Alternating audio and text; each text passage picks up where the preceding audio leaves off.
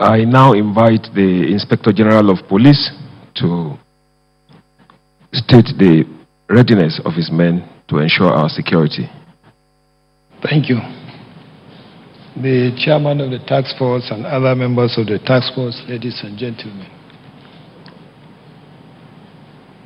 Well, at the wake of the outbreak of COVID-19 pandemic and the subsequent social restriction orders imposed by the federal government in Lagos and Ogun State and the FCT, and some state governors also imposed some restrictions to enable the containment of this COVID-19, the Nigeria police took off the task at ensuring that the directives are adhered to. We took a series of actions. We drew up a standard operating procedure to guide police actions on deployment and other strategies in terms of our operations. Personnel were deployed to strategic locations in the 2 states and the FCT to ensure that the directives of Mr. President and the prevention of movement of persons not on essential duties are adhered to. Personnel were deployed, the police personnel were deployed to vulnerable points such as residential areas, markets, shopping malls, banks, and other critical national infrastructures to make sure that they are not vandalized or attacked. Due to the series of complaints received from Lagos and Ogun axis on the activities of some hoodlums who are common criminals that came out to be attacking innocent citizens and depriving them of their properties, we've deployed an intervention force to Lagos, Ogun, led by Deputy Inspector General of Police to deal with the situation. We also ensure that policemen are deployed, the policemen that were deployed adhere strictly to the force code of conduct and respect for the rights of Nigerian citizens. We are embarking on sensitization programs, both in the press.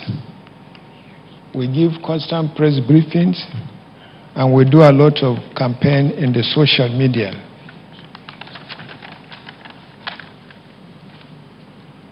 We continue to provide escort for movement of medical personnel and relief materials. We have also provided police water cannon to help in fumigation process, especially within FCT. Now we want to again sound a note of warning to criminals that are taking the opportunity of this lockdown to go from place to place, especially in Lagos mainland and any part of this country, to desist from doing that. We have instructed all the commissioners of police, the AIGs in charge of the zonal commands, to deploy all the resources available to them to make sure that criminals are not allowed to take the opportunity of the lockdown to perfect their crimes. In a situation where you have complaints of attacks by hoodlums or misbehavior from the part of security agencies in the process of enforcing the restriction movement, citizens are called upon to report such cases to police public relations officers in all the state commands. As I leave here, we are going to release a press statement giving telephone numbers of all the police public relation officers in the country for ease of contact in case there is any complaint from any member of the public, either against activities of criminals or activities of law enforcement agents who are supposed to enforce the restriction movement. We shall also remind our law enforcement agents that diplomatic community personnel are also part of the essential sector that are allowed to move. So this is what we've done so far, and will continue to cooperate with other sectors that are involved in this